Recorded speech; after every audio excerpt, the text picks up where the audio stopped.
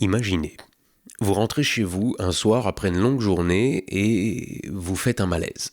Vous êtes vraiment, mais alors vraiment pas bien. Tellement que vous finissez à l'hosto avec une suspicion de méningite, puis héliporté en urgence au CHU le plus proche.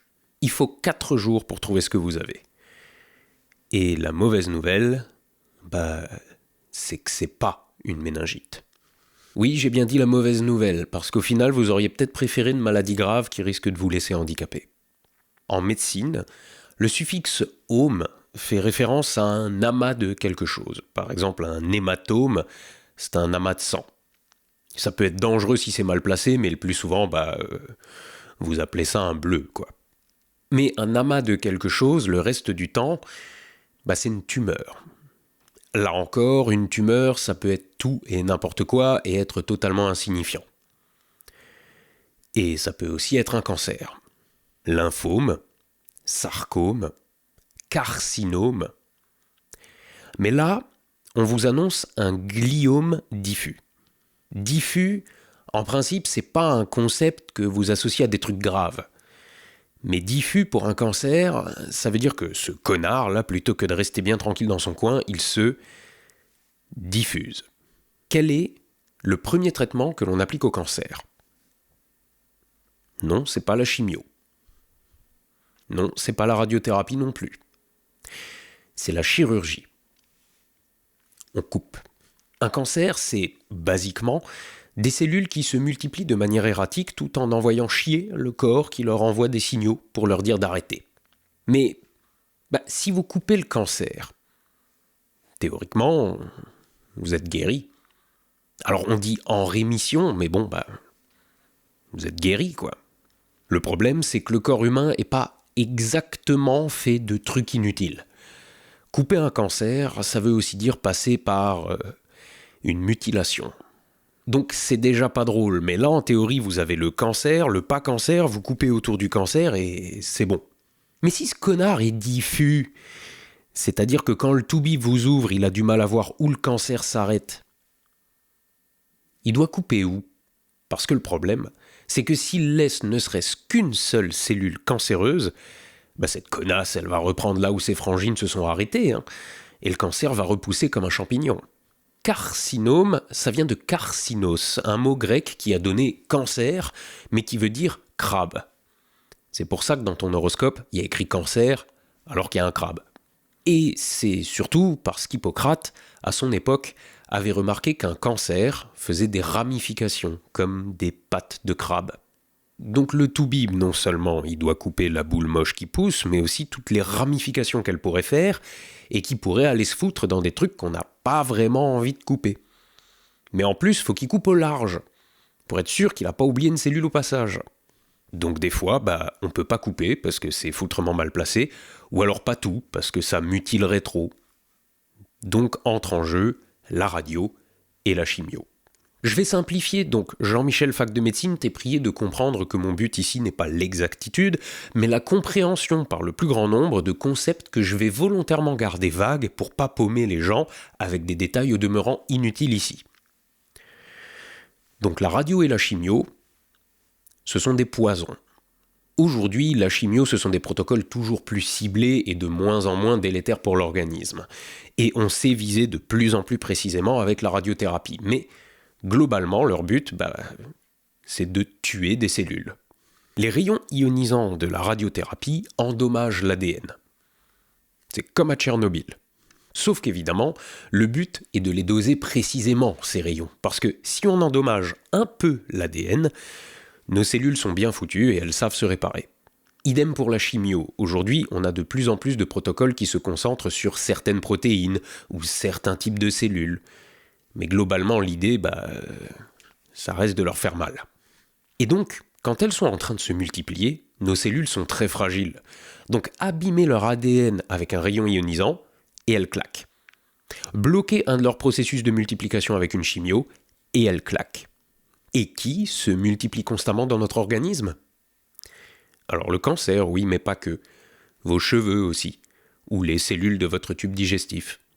Et oui, c'est pour ça que certaines chimios font tomber les cheveux ou filent la gerbe.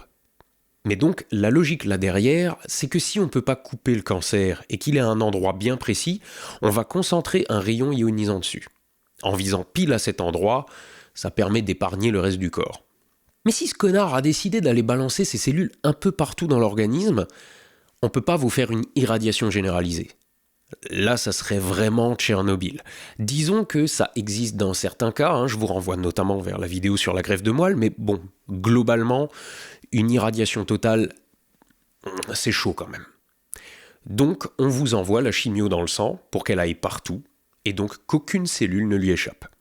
Et en outre, même quand on vous a coupé la tumeur, en général, on se fend d'une chimio ou d'une radio pour être sûr que si une cellule a été oubliée, on ne va pas la laisser tranquillement se remultiplier. Petit changement de sujet, mais pas tant que ça. Vous avez déjà entendu le slogan « Les antibiotiques, c'est pas automatique » ? Est-ce que vous savez ce que ça veut dire ? Les antibiotiques, c'est pour tuer des bactéries. Mais une bactérie, ça mute beaucoup et ça évolue très vite. Imaginez. Vous êtes malade et vous prenez un antibio. À la première prise, vous tuez 90% des bactéries. À la deuxième prise, vous tuez 90% de ce qui reste. Et là, bon, vous vous dites, c'est bon, je suis guéri, en plus ce médoc est dégueulasse, allez, j'arrête. Dans votre organisme, il reste 1% des bactéries qui vous rendaient malade. Ça devrait aller. Sauf que ces 1%, c'est le 1% des bactéries les plus résistantes, qui ont pris 2 fois l'antibio dans la tronche sans mourir. Si vous arrêtez votre traitement, il y a de grandes chances que dans ce 1% se trouve une bactérie qui va carrément développer une résistance à l'antibio. Et donc, si elle se remultiplie et que vous faites une rechute, ce sera probablement à cause de ces bactéries résistantes. Et si vous décidez de reprendre votre antibio, j'ai une mauvaise nouvelle pour vous, il ne marchera plus. Et c'est pour ça qu'on a cessé de filer des antibiotiques à tort et à travers, pour éviter de créer des souches résistantes. Parce qu'une fois que votre bactérie elle résiste à tout ce que vous lui filez, c'est bien la merde. Mais revenons à notre cancer et à notre chimio. Les premières cellules que la chimio va tuer, ce sont les plus faibles. Et les dernières qu'elle va tuer, ce sont les plus résistantes. Mais, et si à la fin de votre traitement, elles n'ont pas toutes été tuées ? Celles qui restent n'ont aucune raison de se tenir tranquilles, vont commencer à se remultiplier et votre cancer va revenir. Sauf que cette fois, il se pourrait bien que la chimio n'ait plus d'effet. Heureusement, comme je le disais, il n'existe pas qu'un seul protocole de chimio, donc à ce stade-là, vous pouvez encore espérer en trouver un autre. Mais si après celui-là, le cancer revient, ça commence à sérieusement puer la merde. Et donc, le gliome diffus. Le gliome, c'est une dégénérescence des cellules gliales. Et les cellules gliales, c'est celles qui entourent les neurones du cerveau et du système nerveux central. Et donc bien souvent, le gliome, il va se foutre là, dans une zone du tronc cérébral appelée le pont. Le truc qui fait le lien entre votre cerveau et le reste de votre corps, bien caché sous le cerveau. J'aime autant vous dire qu'aller trifouiller avec un bistouri là-dedans, c'est pas l'idée du siècle. Donc en gros, c'est inopérable. Du coup, vous allez me dire, fais péter les rayons, Alors oui, mais c'est pas fini. Parce que certains gliomes sont à peu près sensibles à la radiothérapie et d'autres, pas vraiment. Pas plus qu'ils ne le sont à la chimio. Ces gliomes sont porteurs d'une mutation sur un gène appelé H3K27M qui les maintient dans un état proche de celui des cellules souches. En gros, elles se réparent bien, peuvent se promener et sont totalement invisibles au système immunitaire. Alors bon, on a découvert que certaines molécules les fragilisent et les rendent plus sensibles aux radiothérapies. Mais quand même pas assez. Sur un gliome diffus du tronc cérébral, on applique de la radiothérapie, qui permet en général de réduire la tumeur. Mais pas de la détruire. Donc elle revient. Et quand elle revient en général, c'est plié. Je ne vous fais pas un dessin, le diagnostic de gliome diffus du tronc cérébral, en dehors de très rares cas, c'est considéré incurable. Et oui, je vous ai dit, vous auriez préféré une méningite. Là au moins, vous aviez une chance de vous en sortir. Alors, c'est une expérience de pensée terrifiante que je vous fais là, mais je vous ai pas encore dit le meilleur. Si cette maladie n'était pas déjà assez merdique comme ça, elle se paye en plus le luxe d'être une maladie pédiatrique. Cette merde touche les gosses. Les tumeurs du système nerveux central sont les deuxièmes plus fréquentes chez les gamins après les leucémies qui en représentent un quart à elles toutes seules. Et donc parmi celles-ci, 10 à 20% sont des gliomes diffus. Ce que ça veut dire, c'est que chaque année en France, une cinquantaine de familles reçoivent ce putain de diagnostic pour leur môme. Je suis jeune papa. Je vous raconte pas ce que ce genre de statistique peut caler comme boule au ventre.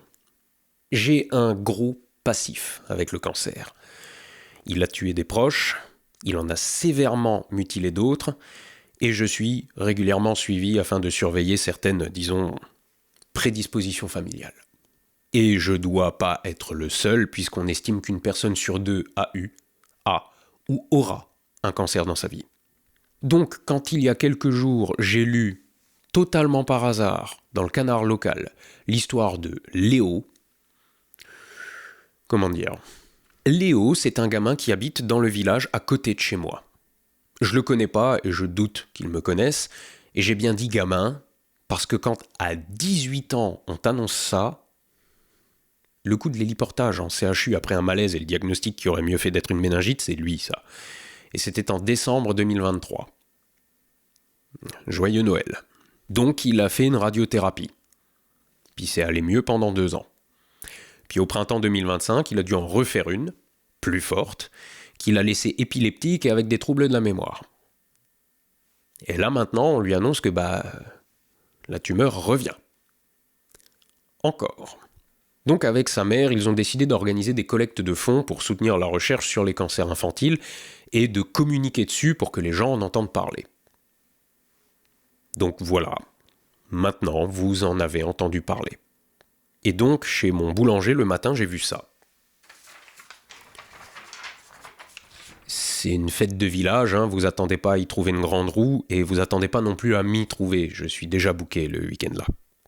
Mais c'est un truc organisé par une association de son patelin, et je me suis dit que ça coûtait rien de vous le montrer et de vous dire que les fonds récoltés iront à l'hôpital universitaire de Strasbourg pour un projet de recherche sur les tumeurs cérébrales infantiles.